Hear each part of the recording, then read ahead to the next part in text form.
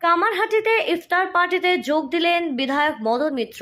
ভোটের আগে ফিরে এসেছি বললেনও তিনি। কামারহাটি মোড়ে বিজি রোডের ধারে প্রতি বছর কামারহাটি অটো ইউনিয়নের পরিচালনায় এক ইফতার পার্টির আয়োজন করা হয়ে থাকে। কয়েক হাজার মানুষদের নিয়ে এই ইফতার পার্টি আয়োজন করা হয়। সেই ইফতার পার্টিতে যোগ দিলেন কামারহাটির বিধায়ক মদন মিত্র। দীর্ঘদিন ধরেই অসুস্থ ছিলেন তিনি। তার জেরে ঘরবন্দি বিধায়ক দীর্ঘ কয়েক মাস কোনো অনুষ্ঠান কিংবা কোনো রাজনৈতিক কর্মসূচিতেও যোগ দিতে পারেননি। তার অসুস্থতা কাটিয়ে ঈদের আগে শেষ শুক্রবার কামারহাটির এক আলবিদা রমজান পার্টিতে অংশ নিলেন বিধায়ক মদন মিত্র। বললেন তার অনুরাগীদের সাথে কথাবার্তাও। এখন অনেক ভালো আছি, একগাল হাসি নিয়ে তার কর্মীদের সাথে কথা বললেন তিনি। ভোটের আগে বিধায়ক তথা কালারফুল বয়ের কামব্যাক উৎসাহে মেতে ওঠে তার দলীয় কর্মীরা। নির্বাচনে লড়বার জন্য ভবানীপুর ছেড়ে দক্ষিণেশ্বরে চলে এসেছি, এখন ওখানেই থাকছি আমি। প্রতিক্রিয়া বিধায়কের। তৃণমূল মানুষের মনে আছে, দেওয়াল লিখে দখল করে কি হবে? এইসব ছোট ছোট কাজ আবার তৃণমূল করে না। প্রতিক্রিয়া মদন মিত্রের।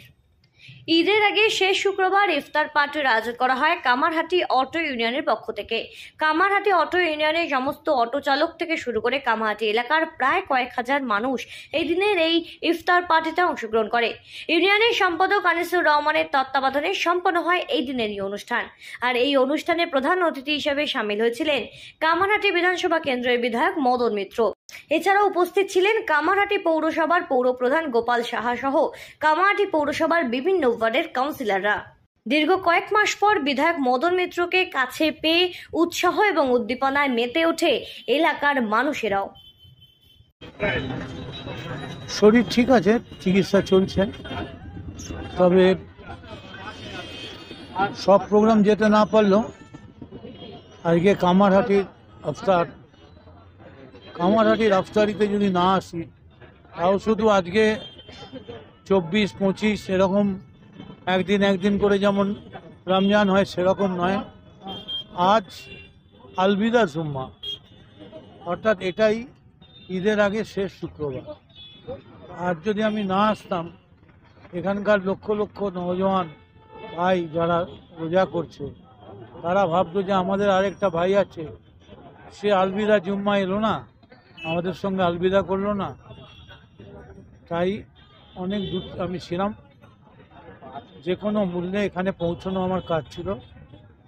আল্লাহর কাছে আমি দোয়া করছি, আল্লাহ আমায় সুযোগ দিয়েছেন এবং মানুষের ভালোবাসা, মানুষের ডাক্তার, পার্টি কর্মী, আত্মীয় স্বজন, প্রেসের লোক, বহু মানুষের শুভেচ্ছায় আমি আবার নিজের জায়গায় আস্তে আস্তে কাজ শুরু করছি।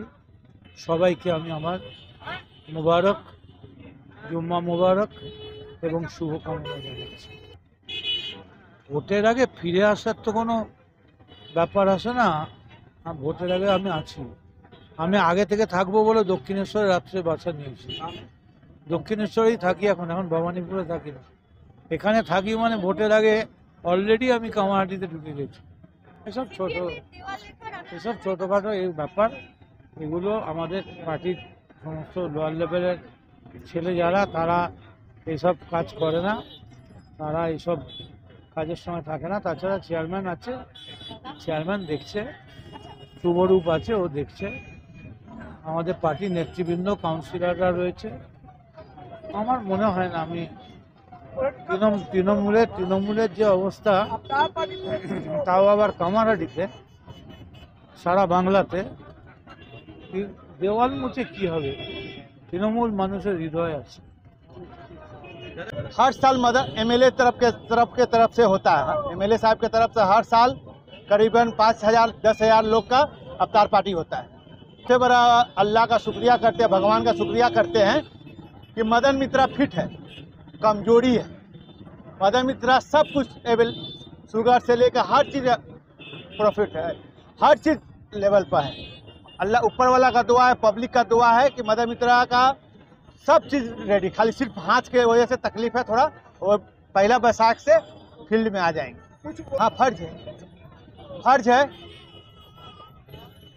और जैसे कमेटी का आवाम मदन मित्रा को उस दिल से मोहब्बत करता है।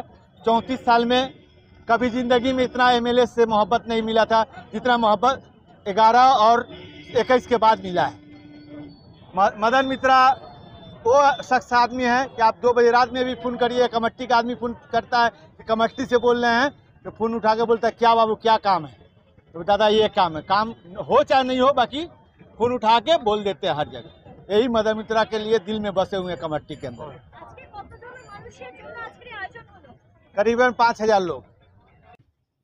কামাহাটি থেকে সিঞ্চিতি পোদ্দারের রিপোর্ট, সঠিক বার্তা।